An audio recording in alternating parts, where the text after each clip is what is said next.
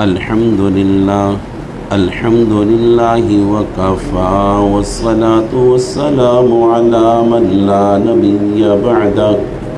نبي بعده ولا رسول بعده ولا معصوم بعده لا أمة بعد أمته ولا رسالة بعد رسالته ولا خلافة بعد خلافته ولا شريعة بعد شريعته أما بعد أعوذ بالله من الشيطان الرجيم بسم الله الرحمن الرحيم قل إن كنتم تحبون الله فاتبعوني يحببكم الله ويغفر لكم ذنوبكم والله غفور رحيم قل أطيعوا الله والرسول فإن تولوا فإن الله لا يحب الكافرين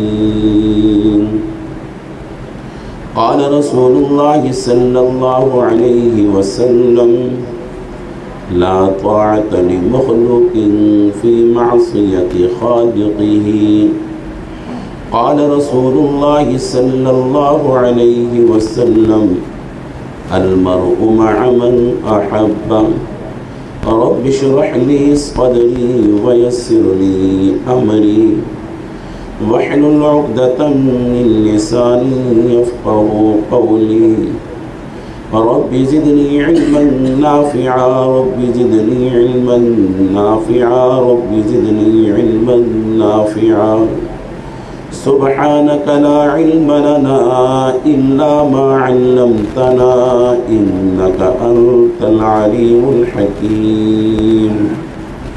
پیار اور محبت کے ساتھ میرے ساتھ مل کر درود پاک پڑھیں. اللہم صل علی محمد وعلی آل محمد كما صليت على إبراهيم وعلى آل إبراهيم إنك حميد مجيد. اللهم بارك على محمد وعلى آل محمد كما باركت على إبراهيم وعلى آل إبراهيم إنك حميد مجيد. محترم سامعین ذی وقار، اس محفل کے روح رواں حضرت اقدس حضرت قاری کفایت اللہ صاحب دامت و برکات العالیہ اور علماء کرام، قرہ حضرات اور دور دراز سے آئے ہوئے میرے مہمان کرام، السلام علیکم ورحمۃ اللہ وبرکاتہ. آج 14 اکتوبر 2023 27 ربیع الاول 1445 ہجری بروز ہفتہ. شان مصطفیٰ صلی اللہ علیہ وسلم کے عنوان سے معنن یہ کانفرنس، اس محفل کا اکثر حصہ بیت چکا. اللہ تعالیٰ اس پروگرام کو ہمارے لیے نجات کا ذریعہ بنائے، خیر کے پھیلانے کا سبب بنائے. سیرت کے عنوان سے معنن کانفرنس، سیرت ایک بہت بڑا ایک موضوع ہے، یعنی نبی علیہ السلام کی مکمل حیات طیبہ، آپ کی پاکیزہ زندگی. اس پاکیزہ زندگی کے اندر بے شمار چیزیں ہیں، بے شمار چیزیں. لباس بھی آپ کی سیرت کا ایک پہلو ہے، بیوی بچوں کے ساتھ سلوک یہ بھی سیرت کا ایک پہلو ہے، تجارت کے اندر کے اصول یہ بھی سیرت کا ایک پہلو ہے. لیکن مجھے جو موضوع دیا گیا ہے وہ اخلاق پر دیا گیا ہے. اخلاق کہتے کسے ہیں؟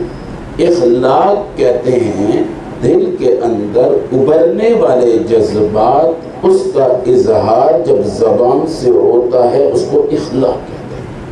اب یہ اخلاق اچھے بھی ہیں، برے بھی ہیں، مثبت بھی ہیں، غیر مثبت بھی ہیں۔ یہی اخلاق بعض مرتبہ دشمن کو موم کر دیتے ہیں، بعض مرتبہ اپنے کو پرایا کر دیتے ہیں۔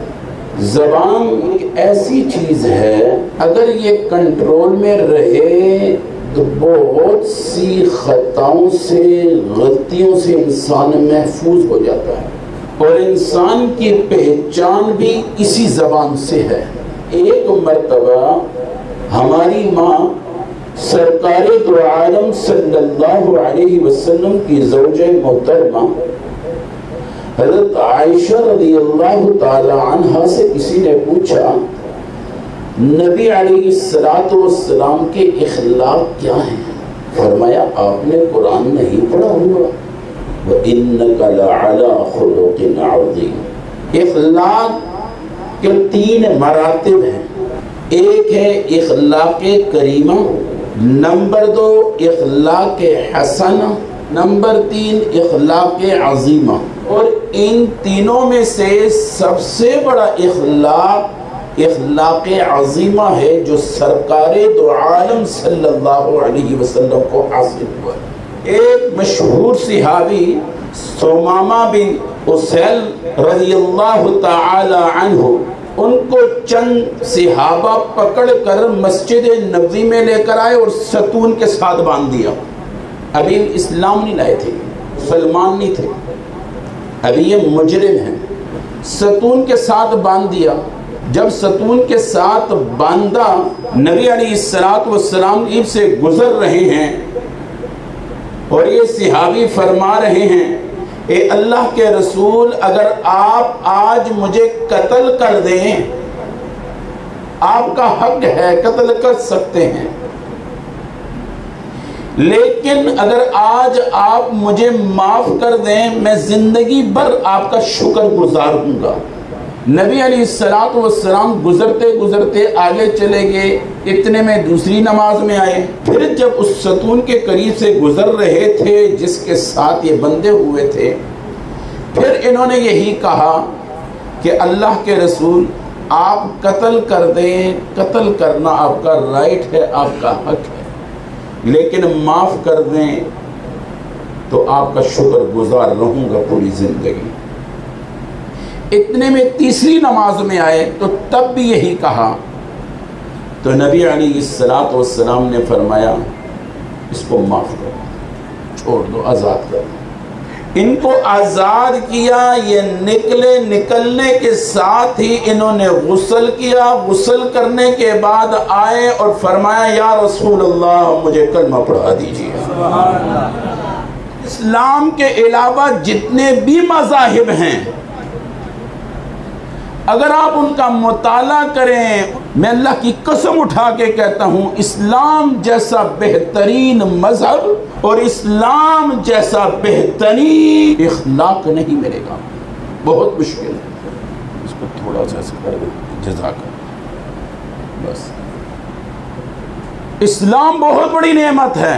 ایک واقعہ سناتا ہوں، اس سے پتہ چلے گا اسلام کیا ہے۔ ایک شخص زمین بیچنے والا زمین بیچ رہا ہے، زمین خریدنے والا زمین خرید رہا ہے، بیچنے والے نے بیچ دی، خریدنے والے نے خرید لی۔ اب جس نے خریدی وہ ہل چلا رہا ہے، ہل چلاتے چلاتے سونے کا ایک گڑھا ملا۔ اب اس نے کندھے سے چادر اتاری، پرانا زمانہ تھا، وہ سونے کا گڑھا اس میں رکھا، بند کیا، چل دیے، اس کے گھر کی دستک دی، السلام علیکم۔ وعلیکم السلام۔ یہ آپ کی امانت ہے؟ کیا چیز ہے؟ میں نے کچھ دن پہلے آپ سے زمین لی تھی۔ ہاں بالکل لی تھی، تو میں ہل چلا رہا تھا، آج اس زمین میں سونے کا گڑھا نکلا ہے، تو میں کیا کروں؟ بابا آپ کی زمین تھی، وہ میں نے بیچ دی۔ بابا میں نے زمین خریدی ہے، سونے کا گڑھا تو نہیں خریدا۔ اب وہ کہہ رہے میں نے زمین بیچ دی ہے، آگے آپ کی قسمت ہے۔ اس نے کہا بابا میں نے زمین خریدی ہے، سونے کا گڑھا نہیں خریدا، اپنی چیز لے لی ہے۔ اس نے کہا میں نے زمین بیچ دی، اب جو نکلے وہ آپ کی، میں نہیں ایسے۔ اب ایک دے رہا ہے، دوسرا واپس کر رہا ہے، اس میں جھگڑا ہو گیا۔ یہ جھگڑا چلتے چلتے قاضی تک پہنچ گیا۔ وہ قاضی بھی تو قاضی تھا نا، رسول اللہ صلی اللہ علیہ وسلم کی محنت کا اندازہ دیکھیے۔ جب قاضی تک گیا، قاضی کے سامنے یہ بات کھلی، قاضی نے کہا تمہارے گھر میں جس نے زمین خریدی تھی کوئی لڑکا لڑکی ہے؟ فرمایا ہاں ہے، لڑکا ہے۔ اور جس نے بیچی تھی فرمایا تمہارے گھر میں کوئی لڑکی لڑکا؟ فرمایا لڑکی ہے، بیٹی ہے۔ فرمایا ایسے کرو ان دونوں کا آپس میں نکاح کر دو، یہ سونے کا گڑھا ان کو دے دو، یہ اپنی زندگی میں صرف کریں۔ یہ ہے اسلام۔ اسلام جب زندگیوں کے اندر آتا ہے تو پھر ایک دوسرے کے مال کا محافظ بن جاتا ہے، اور جب اسلام زندگیوں سے نکلتا ہے تو اللہ ہی معاف فرمائے۔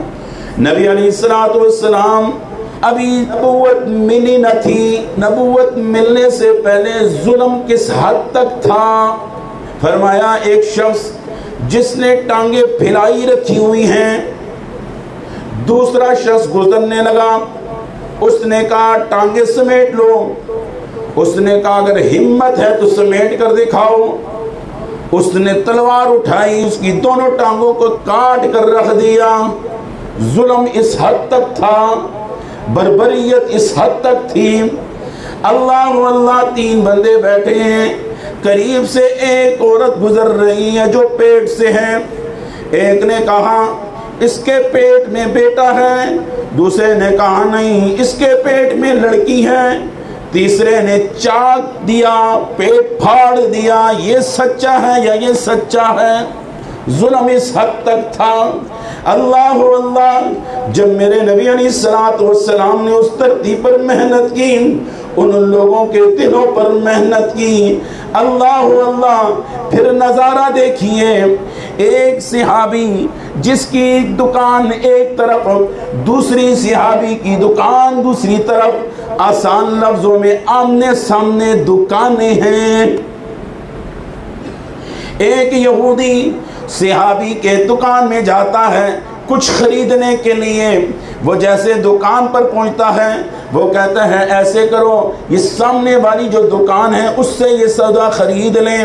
وہ وہاں سے اٹھ کر نکلتا ہے، ادھر چلا جاتا ہے، جاتے ہوئے راستے میں سوچتا ہے یار جو سودا میں نے لینا تھا وہ تو اس کی دکان میں موجود تھا، سامنے لگا ہوا میں دیکھ رہا تھا، اس نے مجھے کیوں نہیں دیا، وہاں پر کیوں بھیجا؟ غور سے سنو، غور سے سنو بابا، زندگیوں کو بدل دے گی یہ واقعہ۔ اس نے کہا چھوڑو پہلے میں سودا لے لیتا ہوں، پھر میں جا کے اس کی کلاس لیتا ہوں۔ وہ جیسے آئے فرمایا یہ سودا مجھے چاہیے، انہوں نے سودا دے دیا، لین دین ہو گیا، پیسے دے دیے، سودا لے لیا، دوبارہ پہلی دکان کی طرف آئے، فرمایا یہ سودا تو آپ کے پاس موجود ہے، سامنے نظر آ رہا ہے، آپ نے مجھے کیوں نہیں دیا، ادھر کیوں بھیجا؟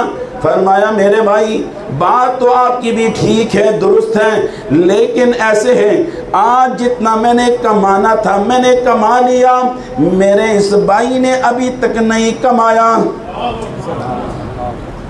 اب اس سے اگلی بات سننا پھر داد دینا۔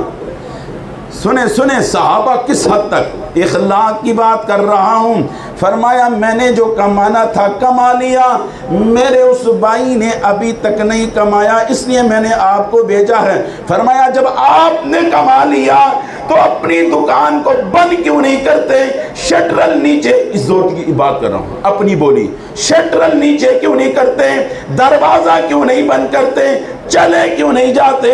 اللہ اللہ، وہ آگے سے کیا کہنے لگے، میں چلا تو جاؤں لیکن اس کا دل دکھے گا کہ اس نے کما لیا میں نے ابھی تک نہ کمایا، اس نے کما لیا میں نے ابھی تک نہ کمایا۔ اور ہمارے یہاں کسی کے پاس گاہک چلا جائے، اللہ اللہ، دوسرے کو بطور تعاون بھیجا جاتا ہے، جا کے وہاں پر بولی بول، یہ 2 نمبر چیزیں ہیں۔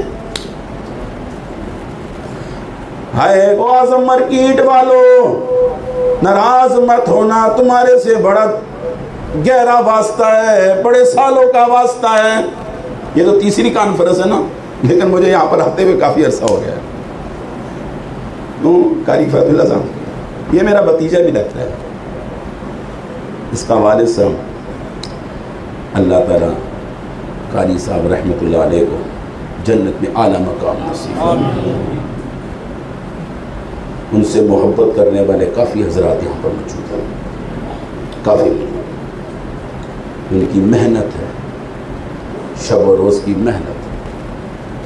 یہ گلدستہ جو نظر آ رہا ہے ان کی محنت. اللہ تعالیٰ ہمارے بھتیجے کو بھی استقامت نصیب فرمائے. اصل میں گرے دا پیر ہولا ہونا، گرے دا پیر ہولا ہونا. یہ کون ہے، کیا ہے؟ یہ عالم عالم کو سمجھتا ہے، مولوی مولوی کو سمجھتا ہے، قاری قاری کو سمجھتا ہے. کتنی پی کاٹ کے اس جگہ تک انسان پہنچتا ہے. ہم تو آئے چلے گئے، لیکن یہ سارا مجمع ان کی مرہون ملت ہے. ہم تو آگے چلے گئے، ہمیں تو تیار سیٹ اپ ملا بول کے چلے گئے. کتنے وقت سے محنت ہو رہی ہے، کس کس کو فون، کس کس کی محنت، کس کس کی جسمانیت، اور کتنی فکر، اور آخر تک رہے. پروگرام اتنا آسان نہیں ہوتا. گھر کے اندر 2-4 مہمان آ جائیں نا، الگ پتہ لگتا ہے کہ جب لین دین کرو، پیسے دیتے ہوئے لیتے ہوئے گن کے دو، گن کے لو. اب تھوڑی دیر کے لیے مثال کے طور پر میں اس مجمع میں سے بھائی خالد صاحب سے پیسے لے لیتا ہوں. میں کہتا ہوں یہ 10,000 روپیہ مجھے قرضہ دے دو. یہ مجھے دے دیتے ہیں، اور دیتے ہوئے مجھے یہ کہتے ہیں کہ مولوی صاحب آپ نے 10 دن کا ٹائم مانگا، 10 دن کو چھوڑو، آپ پورے 20 دن کو بھی چھوڑو، آپ مجھے نا 9 تاریخ کو دے دینا، 10 تاریخ کو میں نے کمیٹی دینی ہوتی ہے. میں کہتا ہوں ٹھیک ہے. اب مثال کے طور پر جب میں ان کو پیسے دینے لگتا ہوں، میں کہتا ہوں کہ نہیں کیا گل کر دو، آپ کی شان ہے، میں پیسے گن اچھا لگتا ہوں. ہوتا ہے، ایسے ہی ہوتا ہے نا. حضرات علماء اکرام تائید کر رہے ہیں میری بات کی. ہاں میری بات کی تائید کرنا، پھر میرے لیے خطرہ ہو جائے. ایسا ہی ہوتا ہے نا. وہ جی آپ اتنے بڑے مفتی، آپ اتنے بڑے عالم، ہر ایک کے لیے کوئی نہ کوئی محترم ہوتا ہے، تو وہ گنے جیب میں ڈال دیتا ہے، اور موٹر سائیکل پہ کسی کو ساتھ بٹھا دیتا ہے. آ یار ملک کو جنن، یہ چوری کو جنن، سردار کو جنن، خان کو جنن، وہ کمیٹی دینے نہیں یار. مولوی صاحب ایک جگہ پہلے دیتے، چلو دے دینا کہ کل جانا تھا، اج ہی چلے جانا. چلے اب یہ جو ساتھ بیٹھا نا، اس کو تو پتہ تھا 10,000 میں نے، اس نے ایک نوٹ نکال اتھے گئے تھے چودھری صاحب نو، ملک صاحب، راجے صاحب نو تک دے کے آگے. اور جی لکھ لے، نوٹ کر لے، ٹھیک ہے سجا رہے ہیں جیسے ایک عادت ہوتی ہماری. تو اس نے جیسے کہ او جی خالد بھائی درانا جی ایک کیا دیتے ہیں، کیوں آیا گنو 1 2 3 4 5 6 7 8 9 ایک ہے. مولوی صاحب میرے نال ہاتھ کر بیٹھے، مولوی صاحب میرے نال ہاتھ کر بیٹھے. اب سنو جی سنت کیسے ہے اور عزت اسلام کیسے رکھ رہے ایک دوسرے کی. فرمایا جب بھی لین دین کرو، پیسے دیتے ہوئے پیسے گن کر دو، لیتے ہوئے گن کر لو. نیت کیا رکھیں؟ فرمایا تم دیتے ہوئے دینے والا یہ گنتی کرے میں بھائی کو پیسے کم نہ دے دوں، لینے والا گنتی اس لیے کرے بھائی کے پیسے زیادہ نہ آ جائے. عزت رکھ دی، یقین ہو گیا، خود گن لیا، مطمئن ہو گیا. اب جو کچھ ہوتا ہے وہ کہے گا نہیں میں نے خود گننے تھے. سنتوں کو توڑنے کی وجہ سے اعتبار تباہ ہو گیا. آج لین دین ہوتا ہے، لکھائی نہیں ہوتی، لکھت پڑھت نہیں ہوتی. یا ایھا الذین آمنوا اذا تداینتم بدین الی اجل مسمی. اب ٹائم اتنا آگے چلا گیا نا، اب میں یہاں پر آیتیں کھولوں اور اس کو میں تشریح سے اب ہر ایک کا چہرہ دیکھنا پڑتا ہے، ڈر بھی لگتا ہے. بات مکاؤں گا انشاءاللہ.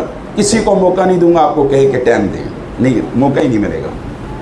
بس کہوں میں نے پورا کر دیا. بابا قرآن کے اندر زندگی کے تمام اصول ہیں. خدا کی قسم اٹھا کے کہتا ہوں, جو میرے ساتھ آئے ہوئے ساتھیوں کو پتہ ہے, جہاں پر جاتا ہوں میں کہتا ہوں آؤ ذرا قرآن کے ساتھ جڑو. خدا کی قسم اتنے ہیرے اتنے موتی اس میں ہے نا. اور اپنی مسجد میں تو بکھیرتا رہتا ہوں, اپنے ساتھی میں تو بکھیرتا رہتا ہوں. ہمارے بڑے بڑے لوگوں نے اس قرآن سے وہ نقطے نکالے ہیں. آپ کی سوچ ہے, سوچ ہے. ابھی ٹائم نہیں ہے کیونکہ اب جب اس پہ جاؤں گا تو بات ہو. میں نے کہا نا ایک اور واقعہ سناتا ہوں. نبی علیہ الصلوۃ والسلام کی محنت کو دیکھیں. ایک صحابی نے اپنی بیوی کو طلاق دے دی. غور سے سنیے. ایک صحابی نے اپنی بیوی کو طلاق دے دی. بعض ساتھیوں نے پوچھا آپ نے بیوی کو طلاق کیوں دی ہے؟ فرمایا ابھی میری عدت میں ہے, ابھی میں اس کی برائی بیان نہیں کر سکتا. سب نے کہا واقعی عدت میں, کیا پتا دل کے اندر آ جائے رجوع کر لوں اور میری بیوی دوبارہ بن جائے. اور اپنی بیوی کا عیب بیان کرنا ٹھیک تو نہیں ہے. یہاں تک کہ عدت پوری ہوگی, چلی گئی, نکل گئی. پھر بعض ساتھیوں نے کہا اب تو بتائیے کیوں طلاق دی تھی؟ اللہ اللہ. اس صحابی کیا فرماتے ہیں؟ فرمایا اگر میں نے ابھی کچھ بتا دیا تو دوسری جگہ اس کا نکاح نہیں ہوگا. میں نہیں چاہتا میں وجہ بن جاؤں اس کے نکاح کے لیے رکاوٹ. اور آج ہمیں نہ دینا وہ کڑی ہے, وہ کڑی ہے. تو کیا جڑا ہے, کیا لوگ ہیں. ہمیں نہ ملے تو توبہ توبہ.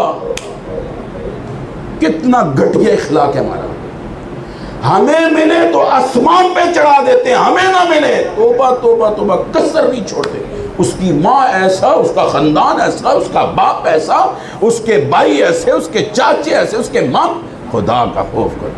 فرمایا اب تو بتا دیجئے طلاق کیوں دی تھی؟ فرمایا ابھی اس لیے نہیں بتاتا, میں نہیں چاہتا میں وجہ بن جاؤں دوسری جگہ نکاح کے لیے رکاوٹ کا. یہاں تک کہ دوسری جگہ نکاح ہو گیا. فرمایا اب تو بتا دیجئے, اب تو بتا دیجئے. فرمایا پرائی عورتوں کی غیبت کرنا مجھے کیا حق حاصل ہے؟ پرائی عورتوں کی غیبت کرنا مجھے کس نے حق دیا ہے؟ کیسے تدبیر نکالی, طلاق دے دی لیکن برائی بیان نہ کی. اللہ اللہ. 25 سال 30 سال کا دوستانہ چھوٹی سی بات پر توڑ دیتے ہیں. فون نہیں اٹھایا, میری شادی میں نہیں آیا, میری دعوت میں نہیں آیا, مجھے قرضہ نہیں دیا. اللہ اللہ اللہ اللہ. نبی علیہ السلام نے حضرت عقبہ رضی اللہ تعالیٰ عنہ سے کیا کہا تھا؟ عقبہ رضی اللہ تعالیٰ عنہ سے فرما رہے ہیں جو تجھ سے توڑے تو اس سے جوڑ, جو تجھ سے توڑے تو اس سے جوڑ, جو تجھے نہ دے تو اس کو دے, جو تجھ پر ظلم کرے تو اس کو معاف کر دے. حضرت حمزہ رضی اللہ تعالیٰ عنہ کا قاتل نبی علیہ السلام کی بارگاہ میں آتا ہے. وحشی آپ صلی اللہ علیہ وسلم کا چچا, اور اس کی شہادت بڑی دردناک شہادت ہے. اس وحشی نے کس انداز میں شہید کیا, کیونکہ ایک دوسرے سے پوچھ رہے ٹائم کیا ہوا, یعنی آسان لفظوں میں مجھے بتانا چاہتے ٹائم ہو گیا. میں بھی سمجھتا ہوں, الارم میں بھی جانتا.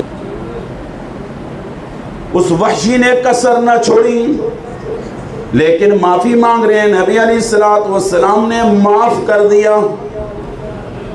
ہے وحشی. اب اس نے کیا کہا؟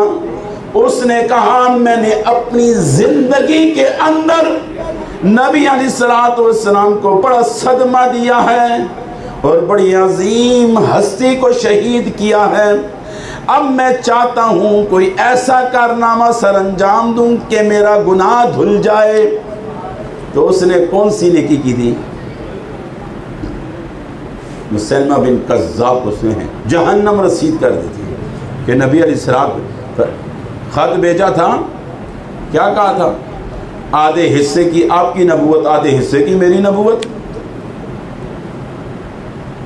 اور عقیدہ ختم نبوت بابا یہ سمجھنا بھی ضروری ہے. ایک ہوتا ہے عقیدہ، ایک ہوتا ہے عمل.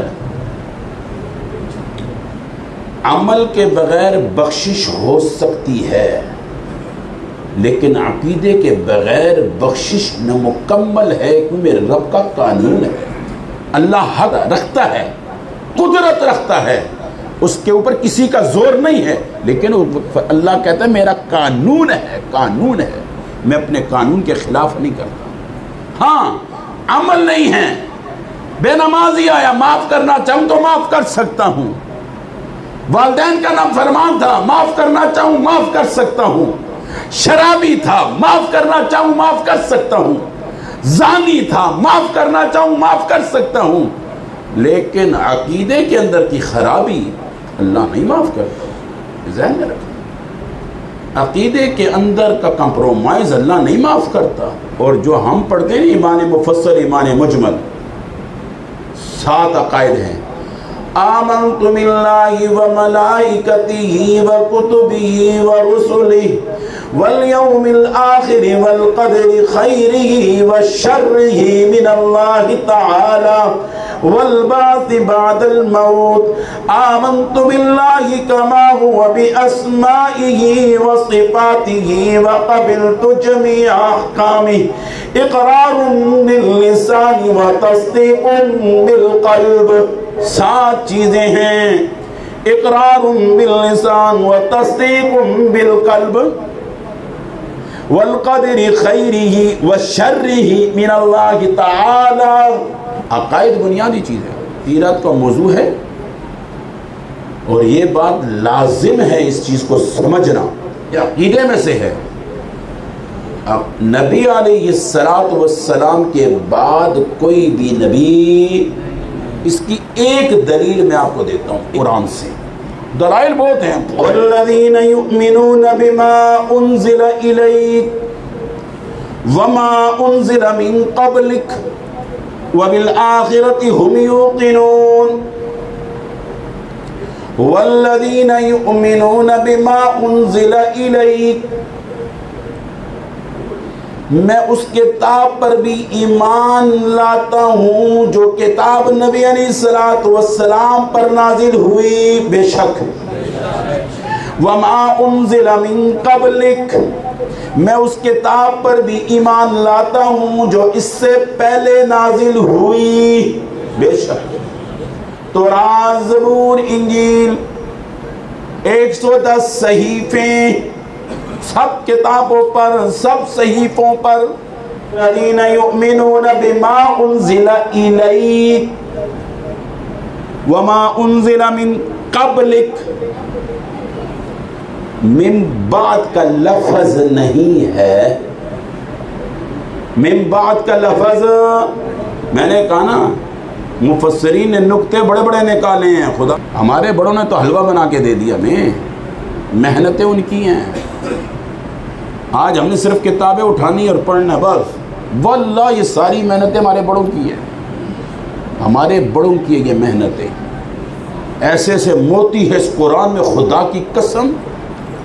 میں تو کبھی کہا کرتا ہوں ہم تو بہت سی باتیں کرتے ہیں لیکن ہمیں یہ نہیں پتہ ہوتا کہاں پر لکھا ہوا ہے. ہم کہتے ہیں گھر کے اندر داخل ہوں سلام کرنا چاہیے، کہاں لکھا؟ میرا مسلمان نہیں بتا سکتا. میرے مسلمان کو قرآن سے اشنائیت نہیں ہے، واقفیت نہیں ہے، واللہ نہیں ہے. یہ پڑھتا ہے، اس کو پتہ نہیں اس میں کیا لکھا ہے. یہ قرآن کیسے انسان سے بولتا ہے، کتنی پیاری پیاری باتیں کرتا ہے. خدا کی قسم اگر اس کی طرف آئیں، یا ایھا الذین آمنوا لا تدخلوا بیوتا غیر بیوتکم حتی تستأنسوا وتسلموا علی اہلہا. وہ قرآن تیرے سمجھانے کا انداز، اس پہ کتنے نکتے نکلے، کتنے نکتے نکلتے ہیں اس آیت کے اندر، آپ کی عقل حیران ہو جائے گی. میں اکثر کہا کرتا ہوں تقریر کے آخر میں، بابا ہر شخص 3 قرآن پڑھنا شروع کر دے۔ کتنے؟ 3 قرآن۔ ایک قرآن خود سے پڑھے اور ایک قرآن سنانے والا پڑھے، کسی بھی قاری صاحب مولوی صاحب کو 2 آیتیں 3 آیتیں اس کو سنائے، اور تیسرا قرآن ترجمے سے پڑھے۔ خدا کی قسم سارے غبار اتر جائیں گے، سارے غبار اتر جائیں گے۔ اس میں وہ ہیرے ہیں، وہ ہیرے، آپ کی عقل حیران ہو جائے گی۔ آج کہتے ہیں نا وہ فلانے نے یہ کہہ دیا، فلانے نے یہ کہہ دیا، فلانے نے، اور بابا اس کا حل قرآن میں موجود ہے نا۔ میرے پاس آتے ہیں، وہ جی یہ تکو نہیں، یہ ذرا کلپ سنے۔ میں نے کہا اس کلپ کو کیا کرتے ہیں؟ یہ قرآن دیکھنا، یہ کیا ہے، یہ آیت کیا کہہ رہی ہے؟ کہتا اچھا مجھے تو پتہ ہی نہیں تھا۔ میں نے کہا تجھے پتہ نہیں تھا؟ پتہ کرنا پترا، پتہ کرنا۔ ہر چیز کا حل اس قرآن میں ہے۔ ویسے تو قرآن نے نہیں کہہ دیا نا، یا ایھا الذین آمنوا اطیعوا اللہ واطیعوا الرسول واولی الامر منکم فإن تنازعتم، اردو میں بھی کہتے ہیں تنازع، فإن تنازعتم فی شیء فردوه إلی اللہ والرسول۔ ویسے تو قرآن نے نہیں کہا فإن تنازعتم فی شیء فردوه إلی اللہ والرسول، ویسے تو نہیں کہہ دیا۔ کوئی بھی تنازع ہو جائے آؤ ذرا قرآن کی طرف، ہر تنازع کا حل ہے۔ وہ الگ بات ہے، بعض باتیں تفصیلاً ہیں، بعض باتیں اجمالاً ہیں، لیکن اس کی تفسیر حدیثوں میں موجود ہے، اور بعض آیتوں کی تفسیر بعض آیتوں سے مل جاتی ہے۔ بابا آج ہمارے اخلاق بہت گر چکے، بہت گر چکے۔ اللہ معاف فرمائے، سنی سنائی باتوں پر یہ آپ جو چیزیں شیئر کرتے ہیں نا، یہ ذہن میں رکھنا، یہ جو چیزیں شیئر کرتے ہیں جب تک تحقیق نہ ہو شیئر نہیں کرنی چاہیے۔ یہ اخلاق سے گری ہوئی چیز کا نتیجہ ہے۔ مومن وہ ہے، مسلمان وہ ہے۔ حدیث میں کیا تھا؟ نبی علیہ الصلوۃ والسلام نے کیا فرمایا؟ فرمایا مسلمان چوری کر سکتا ہے، زنا کر سکتا ہے، ڈاکہ مار سکتا ہے، بڑے سے بڑا گناہ کر سکتا ہے، قتل ہو سکتا ہے، لیکن مسلمان ہو اور جھوٹ بول لے۔ آج ہم سب اپنا محاسبہ کریں، کون سا ایسا لمحہ ہے، کون سی ایسی گھڑی ہے، کون سا ایسا دن ہے۔ بابا پروگرامات کا مقصد یہ ہوتا ہے نا، کوئی ایک بات سمجھ میں آ جائے اس کو اپنے پلے، اس کا آسان طریقہ ہے۔ ہم سب جھوٹ بولتے ہیں، جو ہو گیا سو ہو گیا، کوئی بات نہیں، لیکن اب آئندہ کے بعد ہم نے کیا کرنا ہے؟ کوشش کرنی ہے روزانہ کی بنیاد پہ میں اپنے جھوٹ کو کم کروں۔ کیا حال ہے جی؟ خیریت ہے؟ کہاں پر ہیں یار؟ کام کیا ہے؟ کام کیا ہے؟ نہیں تو ہے کہاں؟ اب نہیں بتانا چاہتا یار، کام کیا ہے بتا دو نا یار، کام کیا ہے یار؟ آپ کہاں پر یار؟ اس کو چھوڑو، ہمارے بھی پیچھے پڑے، جھوٹ بلواتے بھی ہیں۔ ایک ہے جھوٹ بول رہا ہے، دوسرا جھوٹ بلواتے بھی ہیں۔ کہنا تک کس طرح پکڑنا ہو، تک خدا کے بندے تو مسلمان کو ذلیل کرتا ہے، اتنا نہیں سوچتا مکافات عمل ہے۔ تو کسی کو جھوٹ پر مجبور کر رہا ہے، تجھے بھی کوئی جھوٹ پہ مجبور کر دے گا۔ مومن تو وہ ہوتا ہے، مسلمان تو وہ ہوتا ہے جو کسی کے گناہ پہ پردہ رکھتا ہے، جو لوگوں کو جہنم کے راستے سے بچاتا ہے۔ یہ تو گھٹیا سوچ ہے، گھٹیا اخلاق ہے جو دوسرے کے لیے جہنم کو ہموار کر رہا ہے۔ بابا اپنے جھوٹ کو کم کرو، آہستہ آہستہ کم کرتے رہو، کوشش کرو۔ لین دین کا کتنے کا ہے؟ اور بابا میں اتنے کا دے سکوں، لیا ہو جائے، لینے کو چھوڑ دوں۔ ہم کیوں یہ کہتے ہیں اتنے کا لیا ہے، اتنے کا پڑا؟ کیوں کہتے ہیں؟ پھر جھوٹ بھی بولتے ہیں، خدا دی قسم میں نے اتنے کا پڑھا ہے، تو کیوں یار کیوں؟ پھر کہتے ہیں وہ جی میں سنیا سی تو نوکری میں میری کمائی حرام ہو گئی۔ تو اس لیے تو آتا ہے نا، ہمارے بڑوں نے کیا کہا؟ فرمایا جو بھی عمل کرنے لگو، جو بھی عمل کرنے لگو، اس سے پہلے علماء سے پوچھ لیا کرو، میں یہ عمل کر رہا ہوں، یہ کام کر رہا ہوں، میں کیسے کروں؟ نیت اپنی درست کر دو، بابا پروگرامات کا مقصد صرف یہ نہیں ہوتا ہائی ہوئی ہو جائے، پروگرامات کا مقصد یہ ہوتا ہے میں اپنے زندگی کا محاسبہ بھی شروع کروں، میں اپنے آپ کو بدل دوں۔ پہلے پروگرام میں نے اس چیز کا عہد کیا تھا یہ ختم کروں گا، اس پروگرام میں نے جھوٹ کا عہد کر دیا کہ جھوٹ کو اپنی زندگی میں آہستہ آہستہ کم کروں گا۔ میں یہ نہیں کہہ رہا بالکل کون چھوڑ سکتا ہے، ماحول ہی ایسا ہے، اللہ معاف فرمائے، ماحول ہی ایسا ہے، ہمارے لیے ایسا، آپ کے لیے کیا کہوں، ہم کون سے دودھ کے دھلے بیٹھے ہیں۔ آپ کو بتانے کا مقصود یہ ہے کہ ایک گٹھ بالش کو میں یہاں پر سمجھا رہا ہوں، ہم کون سا کہتے ہیں ہم دودھ کے دھلے، ہم آپ سے زیادہ گناہ گار ہیں، ہمارے سے زیادہ پوچھو گی۔ لیکن یہ ہے ہر پروگرام میں آپ کچھ نہ کچھ سیکھیں، اس کا عہد کریں، آئندہ کے بعد یہ میں نہیں کروں گا۔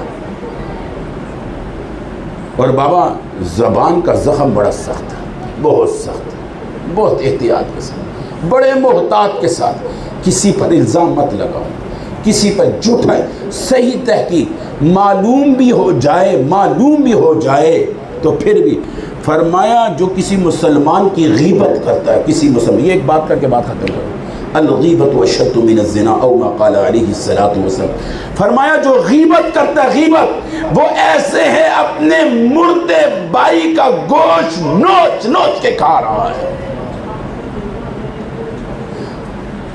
غیبت کسے کہتے ہیں؟ غیبت کی تعریف بتا رہا ہوں۔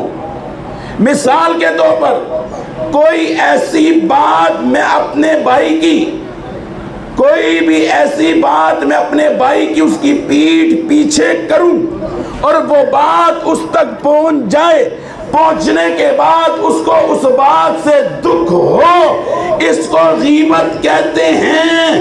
اور ہم تو اخلاق میں اتنے گر چکے ہیں، ہم کہتے ہیں، اور دوسرا کہ یار وہ سامنے نہیں ہے، خدا دی قسم میں تو اس کے سامنے آ سوچوں، میں تو اس کے سامنے بول دوں گا۔ اتنا گرا ہوا انسان، اتنا گرا ہوا انسان۔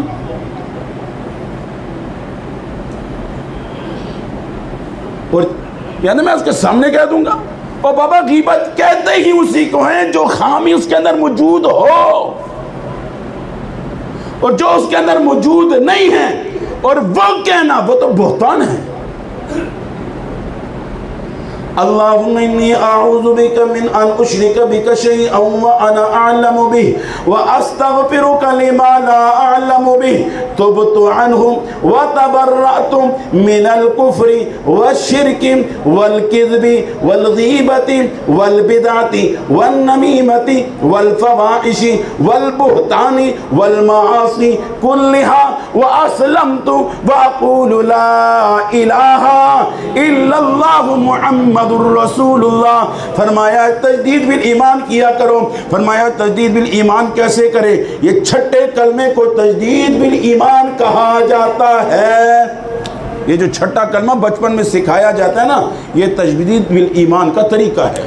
رات کو سونے سے پہلے اس کلمے کو پڑھ لیا کرو، یہ تجدید بالایمان۔ یا اللہ میں نے جتنا جھوٹ بولا، جتنی غیبتیں کی، جتنا بہتان، جتنا کفر، جتنا شرک، جتنے گناہ، جو کچھ کر لیا، میں تیری بارگاہ میں توبہ کرتا ہوں۔ توبت الیہ، میں تیری بارگاہ میں توبہ کرتا ہوں۔